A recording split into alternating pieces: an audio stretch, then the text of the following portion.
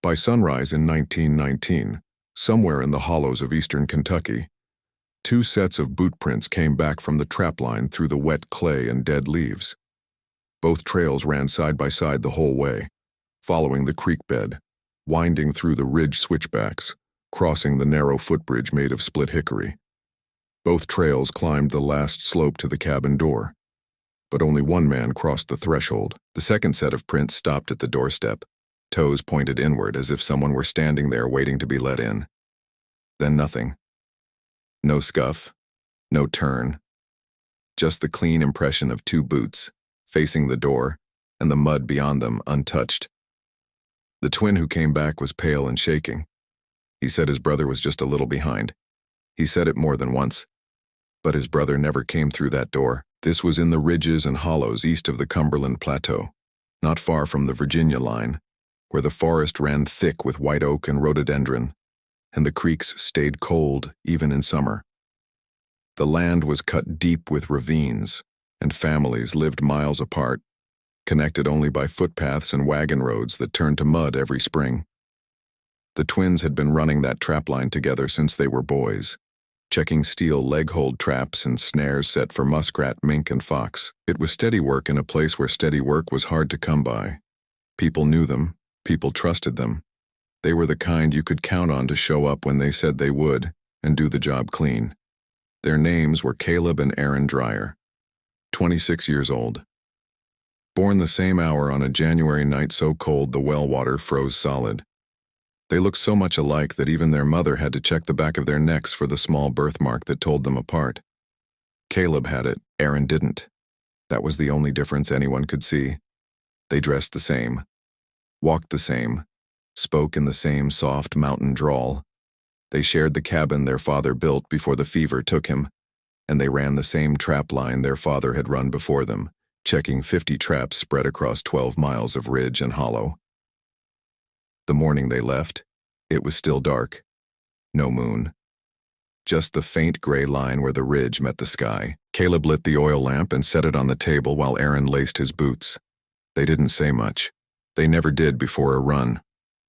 Caleb filled 2 tin cups with cold coffee left from the night before, and Aaron wrapped biscuits in a square of cloth and tucked them in his coat. They pulled on their wool caps, took their knives, and walked out into the pre-dawn cold. The lamp stayed burning on the table. That was their habit. The lamp meant someone was coming back. They followed the creek south, moving through the thickets without sound, checking each trap as they went. Most were empty. One had a young mink, clean catch. Aaron skinned it on a flat rock while Caleb reset the trap. They moved deeper into the hollow, where the trees grew so close together that even midday felt like dusk. They checked the ridge traps next, climbing the switchback path worn smooth by years of boots and deer hooves. By mid-morning they were at the farthest point of the line, a stone overhang near a spring where the water came up cold and sweet. They drank from their hands and ate the biscuits without talking. That was the last time anyone but Caleb saw Aaron alive. By late afternoon, neighbors saw Caleb coming up the path alone. He was moving fast, but not running. His face was white, and his hands were shaking so bad he couldn't steady them on the porch rail. One of the neighbors, a woman named Ida Combs, was walking back from the spring with a water pail when she saw him. She called out, but he didn't answer. He just walked straight into the cabin and sat down at the table, staring at the oil lamp that was still burning from that morning. Ida followed him to the door and asked where Aaron was. Caleb looked at her like he didn't understand the question. Then he said, "He's just a little behind." She asked again. He gave the same answer. "He's just a little behind." She didn't believe him. Nobody who saw his face that evening believed him. Ida went to fetch her husband, and her husband brought 2 other men from the nearest homesteads. They stood in the doorway and asked Caleb what had happened on the trap line. He said they ran the line like always. He said they drank from the spring like always. He said they started back together. He said Aaron was right there with him the whole way. But Aaron wasn't there now. The men lit lanterns and walked the path back toward the trap line, calling Aaron's name into the dark. Their voices echoed off the ridges and died in the thick laurel. They found nothing. No answer. No sign of struggle. no blood on the stones. They came back to the cabin just before midnight, and that's when one of them noticed the mud on the porch. 2 sets of boot prints, clear and fresh, coming up from the path. Both trails ran side by side, both the same depth, both the same stride. The prints crossed the yard, climbed the 3 wooden steps to the porch, and stopped at the threshold. One set crossed into the cabin, the other set stopped cold at the doorframe, toes pointing inward, as if someone were standing there but chose not to enter, or couldn't. They brought Caleb outside and made him look. He stared at the prints for a long time without saying anything. Then he turned and went back inside and sat at the table again. When they pressed him, he said the same thing he'd been saying since he got home. He was right there with me. The next morning, men from 3 hollows came to help search. They brought dogs and rope and long poles for probing the creek beds. They walked the trapline in a line, shoulder to shoulder, checking every trap, every thicket, every stone overhang.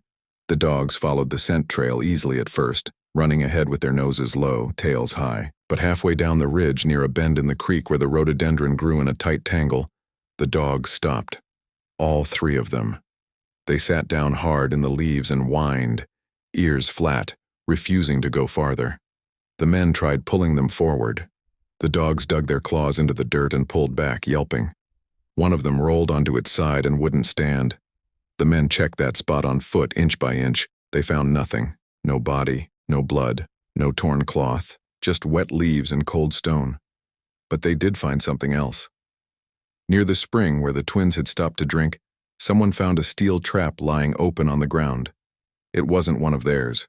It was clean. No rust, no wear.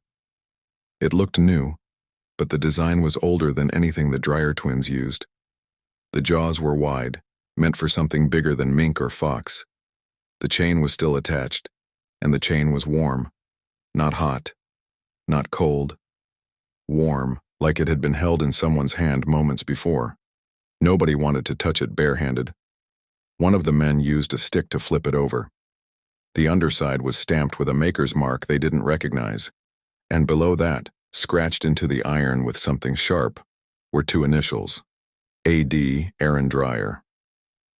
But Aaron had never owned a trap like that, and even if he had, there was no reason for it to be warm on a cold spring morning in a place where no fire had been lit. They brought the trap back to the cabin and set it on the porch. Caleb looked at it once and turned away. He didn't say it was Aaron's. He didn't say it wasn't. He just shook his head and went back inside. By the end of that first week, people in those Kentucky hollows were already changing the way they moved through the woods. The older men told the younger ones, you don't check a trap line alone anymore. You take a partner. You keep talking so you can hear each other. And if your partner goes quiet, you stop walking and you wait until you hear his voice again. Those rules didn't exist before Aaron Dryer disappeared. They existed after. People still ask what happened on that trap line in 1919. They ask why 2 sets of prints came back but only 1 man crossed the threshold. They ask why the dogs refused to go past the rhododendron bend, and why a steel trap with Aaron's initials was found warm on the ground when no one had touched it. They ask why Caleb Dryer kept saying his brother was just a little behind even years later, even after the search ended and the cabin went quiet and cold. But in those hollows, nobody asks out loud.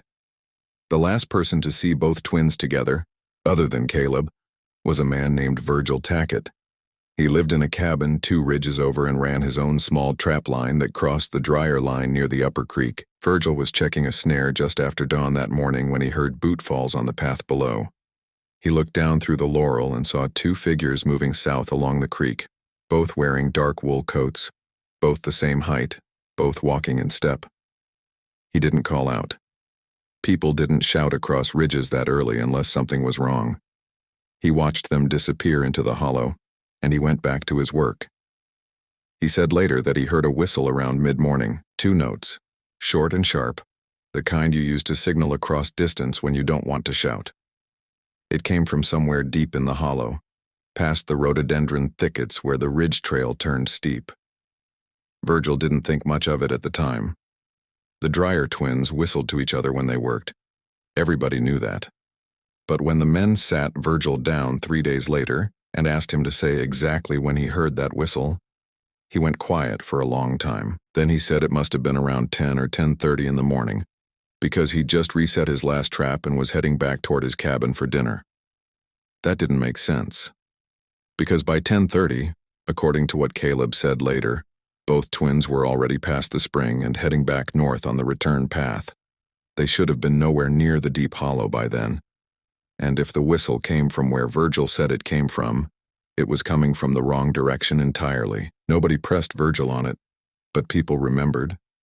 There was also the matter of the Combs boy. He was 9 years old, and he'd been out that morning collecting kindling near the creek, not far from the footbridge the twins used every time they ran the line. He told his mother he saw one man cross the bridge a little before noon, moving fast, head down. He said the man didn't look up, didn't wave, just kept walking. The boy thought it was strange because the Dreyer twins always waved when they passed, even if they were in a hurry. His mother didn't think much of it until later, when she realized her son had only seen one man, not two. When they asked the boy if he was sure, he said he was sure. He said he watched the man all the way across the bridge and up the far slope until the trees hit him. He said he didn't see anyone else, not behind, not ahead, just the one man, walking alone. But Caleb swore Aaron was with him the whole way back. He swore it that first night, and he swore it every time someone asked. He said they walked together. He said Aaron was right beside him, talking about resetting the traps closer to the ridge because the creek runs were getting sparse. He said they crossed the bridge together. He said they climbed the slope together. He said Aaron was there when they reached the clearing, where you could see the cabin roof through the trees, and then he said Aaron told him to go on ahead, that he wanted to check one last snare they'd missed on the way down. That was the only part of Caleb's story that changed. The first night, he said Aaron was just a little behind. The second day, when they pressed him, he said Aaron had stopped to check a snare. By the third day, he wasn't sure which snare it was, or even if there was a snare in that spot at all. The men who knew those ridges didn't believe him. There was no snare between the clearing and the cabin. The Dreyer twins didn't set traps that close to home. It spooked the yard animals and brought predators in too near the henhouse. Everyone knew that. Caleb knew that. But he kept saying it anyway. The search that began the first night continued for 2 weeks. Men came from as far as 10 miles away, some walking all night to get there. They brought their own rope and their own lanterns, and they worked in shifts so the search never stopped, not even after dark. Women brought cornbread and cold meat and jugs of water, and they waited on the Dreyer porch in silence while the men combed the hollows. They searched in a grid, tying strips of white cloth to fence posts and tree trunks, so they'd know which sections had been covered. They dragged the deeper pools in the creek with iron hooks tied to long poles. They checked every trap on the line, every overhang, every cave, every sinkhole. They walked the ridges in straight lines, calling Aaron's name until their voices went hoarse. At night, they lit torches and moved through the laurel thickets in groups of 4, watching for the shine of eyes or the shadow of movement. They found nothing. But strange things kept happening. On the third day, a group of men was working the lower hollow near the rhododendron bend where the dogs had refused to go. They'd marked the area with cloth strips the day before, tying them tight to the low branches so they'd know the section had been checked. But when they came back that morning, one of the strips was gone. Just gone. The branch it had been tied to was still there, bark undisturbed, but the cloth was nowhere on the ground. They searched the area around the tree for 20 minutes and found nothing. Then, an hour later, one of the men spotted a strip of white cloth tied to a birch sapling 50 yards upslope, in a section they hadn't marked yet. It was tied in the same knot they all used. Nobody remembered tying it. Nobody admitted to moving it. They left it where it was and kept walking, but after that, 2 of the men refused to work that section anymore. On the 5th day, the dogs were brought back. Different dogs this time, borrowed from a man in the next county who bred them for tracking bear. These dogs were bigger, steadier, trained not to spook. They picked up the scent trail at the cabin and followed it south along the creek path without hesitation, running low and fast. The men followed behind, keeping pace. The dogs led them all the way to the rhododendron bend, and then, just like the first pack, they stopped. All 3 of them sat down hard and refused to move. One of them started whining, a high, thin sound that made the men's skin crawl. The handler tried to pull them forward. The lead dog snapped at him, teeth bared, and then lay flat on its belly in the leaves and wouldn't stand. They checked the area again on foot. Still nothing. But this time one of the men noticed a smell. Faint but unmistakable. Like hot iron. Like a branding iron left too long in the coals. There was no fire, no smoke, no forge within 5 miles. Just that smell. Hanging in the cold air for a few seconds and then gone. On the 7th day, a man named Howell Pratt was walking the upper ridge alone, checking the traps the twins had set near the stone spring. He found another trap lying in the leaves, 20 feet from the spring. It was the same kind as the first one. Clean, no rust, wide jaws, warm to the touch.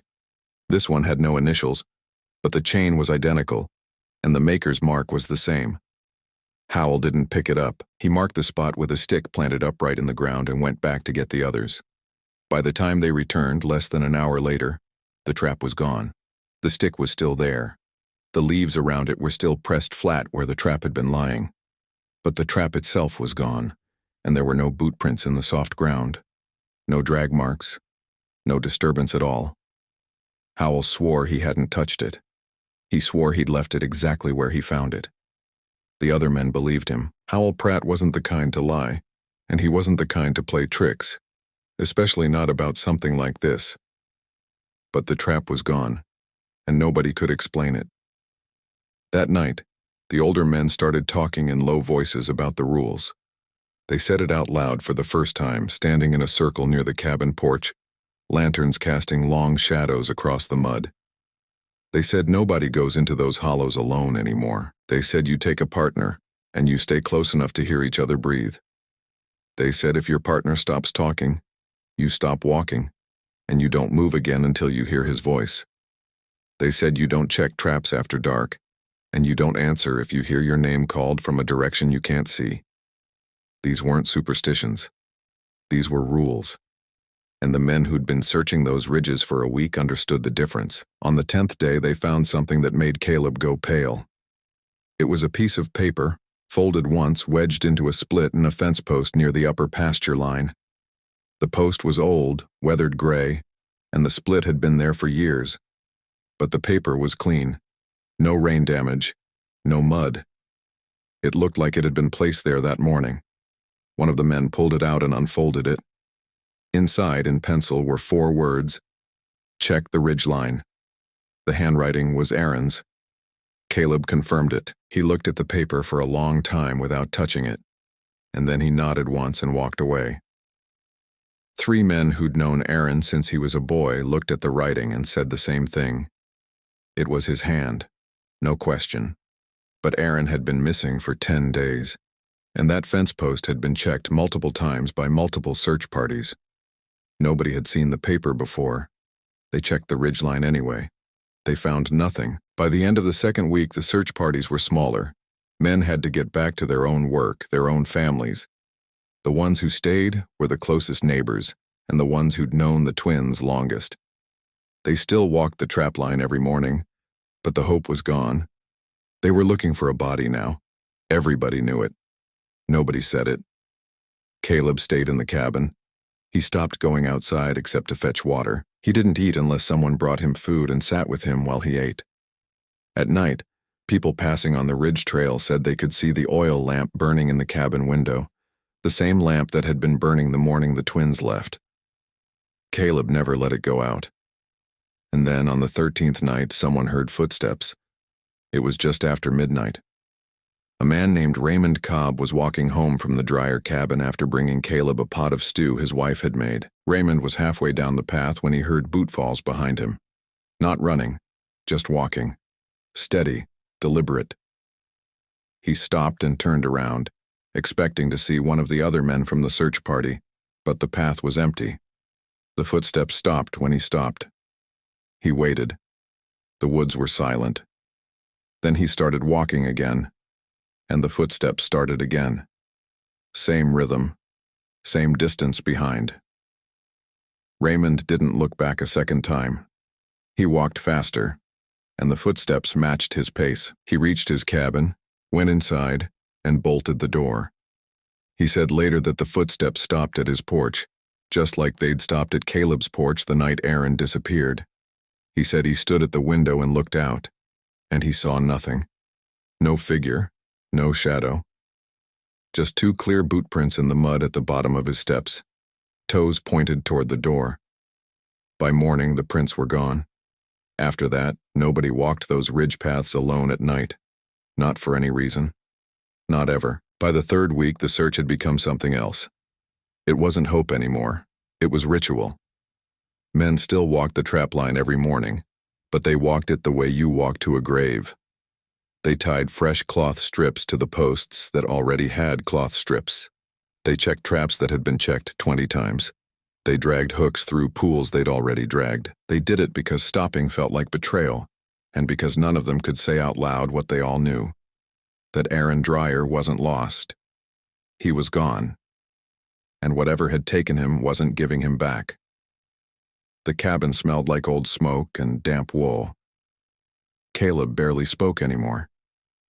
He sat at the table with the oil lamp burning in front of him, and he stared at the door like he was waiting for someone to walk through it. Women from the nearest homesteads brought food every day, and most of it sat untouched until it went cold. They tried to get him to eat, tried to get him to sleep, tried to get him to say something other than the same 5 words he'd been repeating since the first night. He was right there with me. One of the women, Ida Combs, sat with him on the 17th day and asked him gently if he remembered anything else. Anything at all. Caleb looked at her for a long time, and then he said, "I heard him whistling." Ida asked when. Caleb said he didn't know. Maybe on the way back, maybe near the bridge. He said Aaron always whistled when he was walking, 2 short notes, just to let Caleb know where he was if they got separated in the brush. He said he heard it that morning, clear as anything, and he'd turned around to wait for him. But Aaron wasn't there. And when Caleb whistled back, there was no answer. Ida asked if he was sure it was Aaron's whistle. Caleb didn't answer. He just looked back at the door and went quiet again. That same week, the steel trap that had been found near the spring, the one with Aaron's initials scratched into the iron, reappeared. It had been sitting on the cabin porch since the 2nd day of the search, untouched, avoided. Nobody wanted to handle it. Nobody wanted to look at it too long. It stayed in the corner near the wood pile, covered with a square of canvas. On the 18th day, one of the men, a neighbor named Thomas Fry, came to the cabin early and found the canvas folded neatly on the porch rail. The trap was gone. He asked Caleb if he'd moved it. Caleb said he hadn't touched it. Thomas checked with the other men. Nobody had moved it. Nobody had even been to the cabin since the evening before. 3 days later, the trap was back. Same spot, same corner, but this time it was lying open, jaws spread wide, and the chain was coiled beside it in a perfect circle. And it was warm. Not just warm, hot. Hot enough that when Thomas bent down to check it, he pulled his hand back fast and swore under his breath. There was no fire, no coals, no lantern near it. The morning air was cold enough to see your breath, but the iron trap was so hot you couldn't hold it barehanded. Thomas wrapped it in a piece of sacking and carried it out to the yard, and even through the cloth he could feel the heat. He set it down in the dirt and called the other men over. They stood around it in a circle, and nobody said anything for a long time. One of them finally bent down and touched the iron with the back of his knuckles just for a second, and then stood up fast. "That ain't natural," he said. Nobody disagreed. By midday, the trap had cooled. By evening, it was cold as any other piece of iron left sitting in the November air. They put it back under the canvas and weighted the canvas down with stones. It didn't move again, but after that, nobody went near that corner of the porch unless they had to, and even then they didn't look at it directly. The note that had been found in the fence post, the one in Aaron's handwriting, was still folded in the pocket of the man who'd found it. His name was Lewis Harmon, and he was one of the few men who'd kept searching every day without fail. He carried the note with him like a talisman, or maybe like proof. Proof that something had happened that didn't fit into any normal shape. He showed it to people when they asked. He let them hold it, read it, check the handwriting. Everyone who saw it said the same thing. It was Aaron's hand.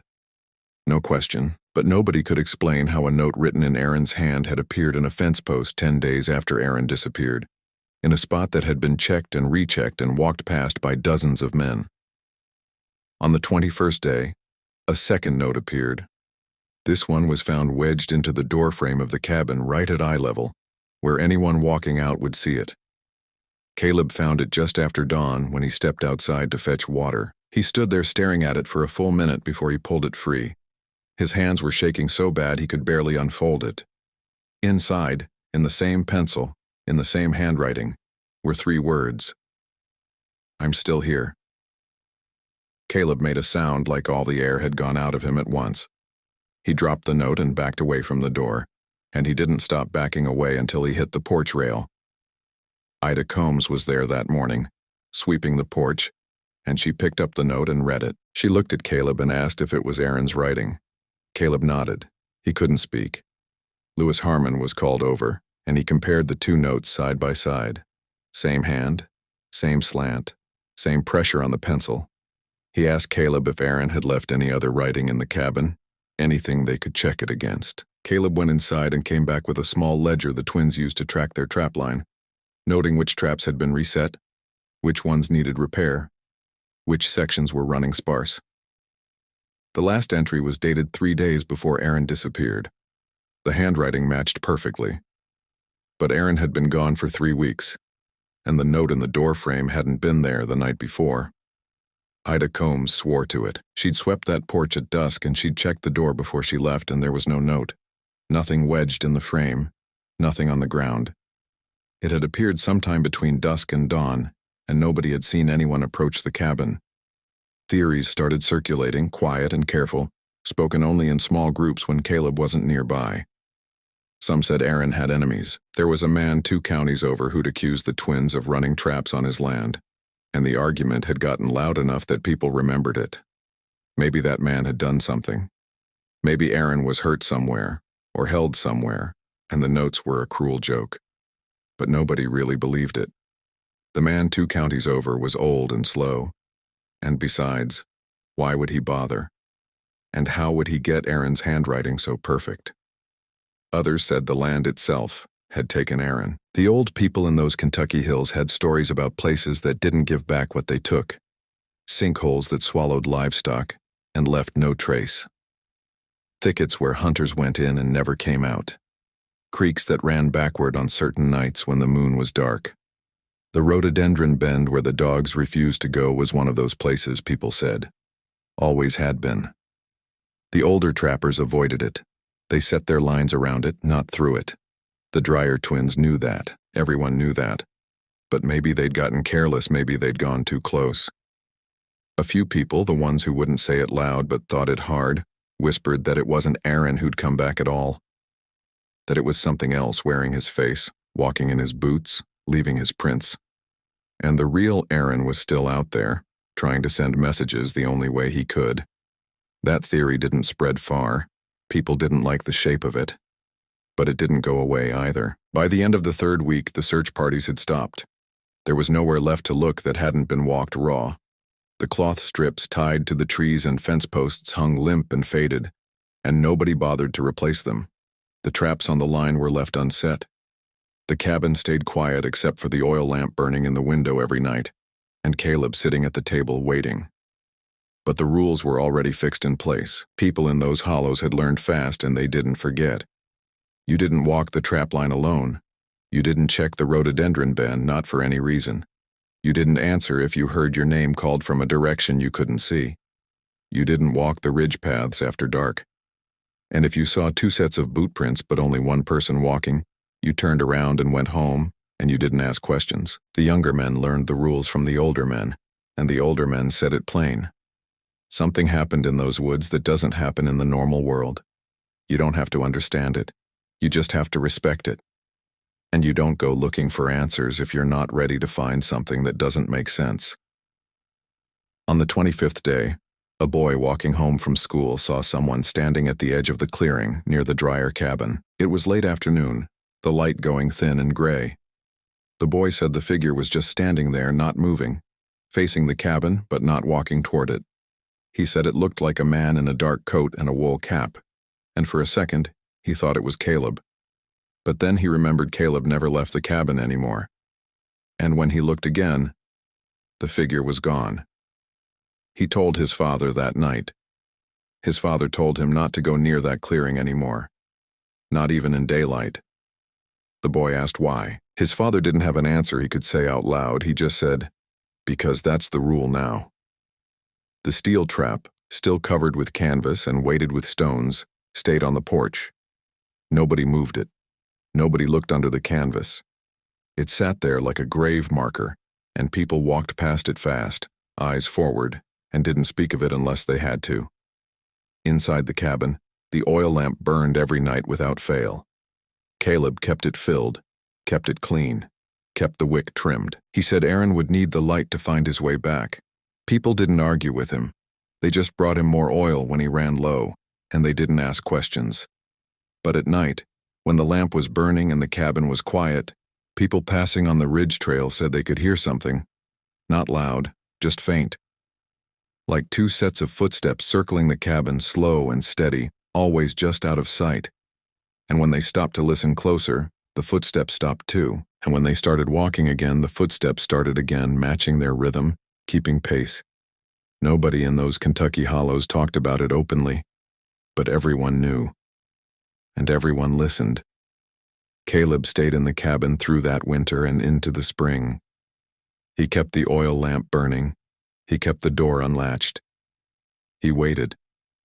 People brought him food and firewood, and he thanked them in a voice that sounded like it was coming from somewhere far away.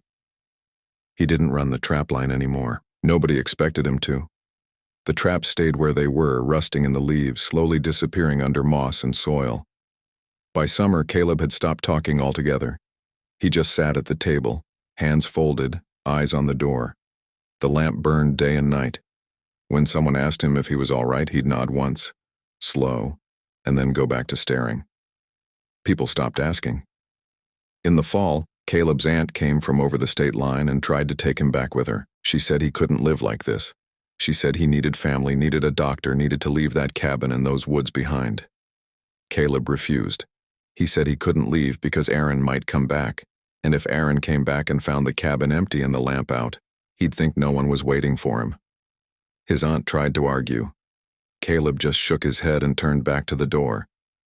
She left without him. By the second winter, people in the hollows had started avoiding the trapline entirely. It wasn't just the rhododendron bend anymore. It was the whole line.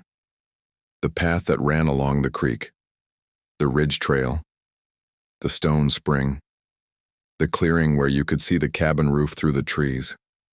Nobody set traps there. Nobody hunted there. Nobody walked through unless they absolutely had to.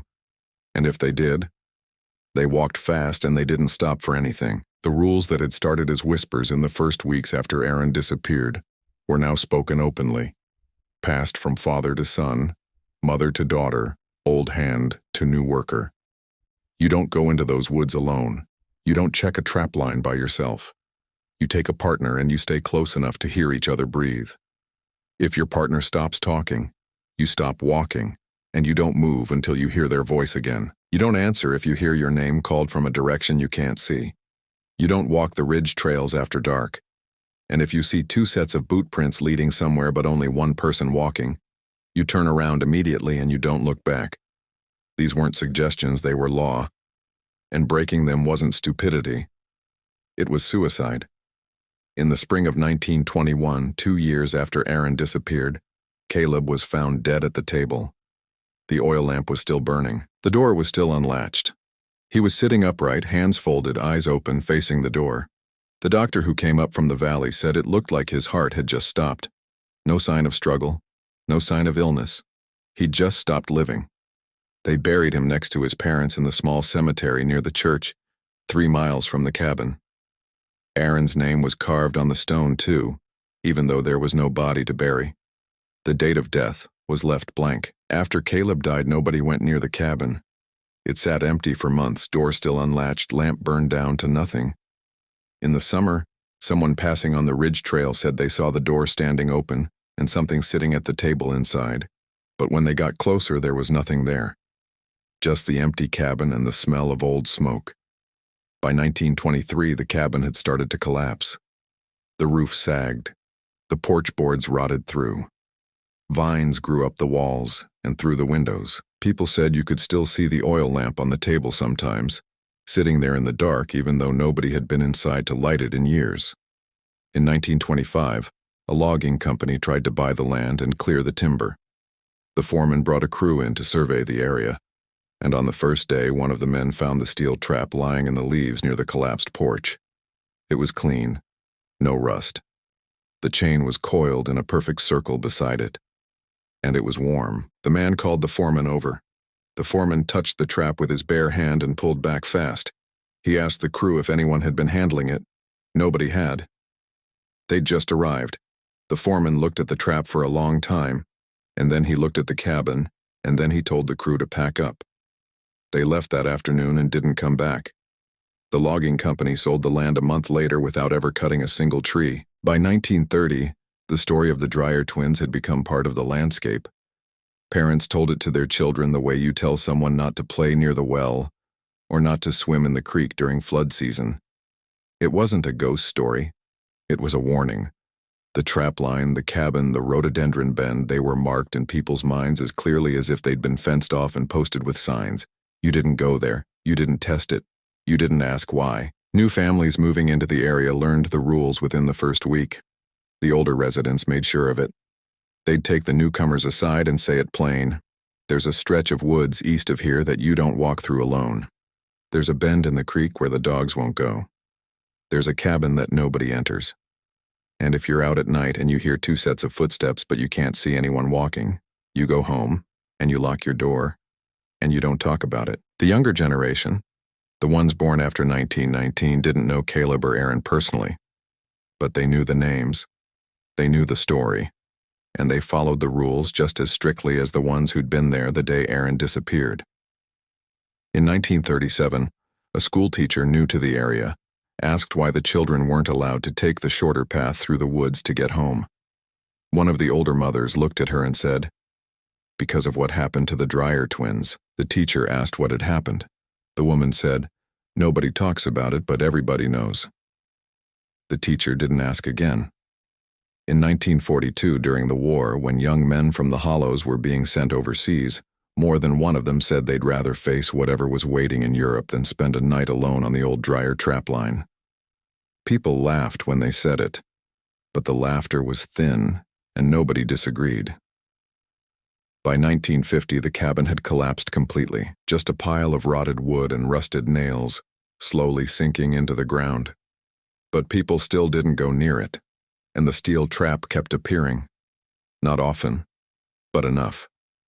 Someone would be walking the ridge trail, and they'd see it lying in the leaves, clean and warm, chain coiled beside it. And they'd turn around and walk the long way home, and they wouldn't mention it to anyone except the people they trusted. The trapline was never used again. The forest reclaimed it thick and wild, and the paths disappeared under decades of growth. But the rules stayed sharp. They're still sharp now. People in eastern Kentucky, especially in the hollows near the Virginia line, still don't walk certain stretches of woods alone. They still tell their children to take a partner if they're going into the forest, and to turn back if they hear their name called from a direction they can't see. They still change their route to avoid certain areas, even if it takes twice as long. And they still don't talk openly about why. If you ask someone from those hollows what happened to Aaron Dreyer, they'll give you a version of the story that makes sense. They'll say he got lost. They'll say he fell into a sinkhole or a hidden ravine. They'll say maybe he had an enemy, maybe he ran off, maybe he drowned in the creek during a flash flood, and the body washed miles downstream. They'll give you a dozen explanations, all of them reasonable, all of them possible. But if you press them, if you ask about the 2 sets of boot prints that came all the way back to the cabin, if you ask about the steel trap that stayed warm in freezing air, if you ask about the notes written in Aaron's hand that appeared weeks after he vanished, if you ask about the footsteps people heard circling the cabin at night, they'll go quiet.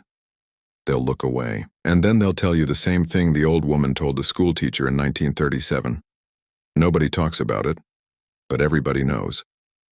Because there are three versions of what happened on that trapline in 1919. There's the human version, where Aaron was hurt or killed by someone with a grudge and Caleb lied to cover it up or couldn't face the truth. There's the natural version, where Aaron fell or drowned or got lost in a way that left no trace, and everything else was coincidence or confusion or grief playing tricks on people's minds. And then there's the third version, the one nobody in Kentucky says out loud. The version where something walked out of those woods wearing Aaron's boots, left his prints in the mud, and stopped at the threshold because it couldn't cross. The version where Aaron tried to come home, or something tried to bring him home, but only his shadow made it back. The version where the trap stayed warm because it was still holding something nobody could see. The version where the notes weren't messages from Aaron. They were proof that he was still there, still trying to reach his brother, still circling the cabin at night, still waiting for someone to let him in.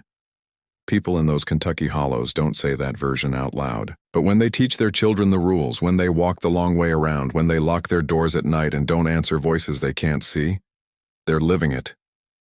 Which version makes sense to you? The human one? The natural one? Or the impossible one that people in Eastern Kentucky won't say out loud but carry with them every single day? Subscribe so you don't miss the next story.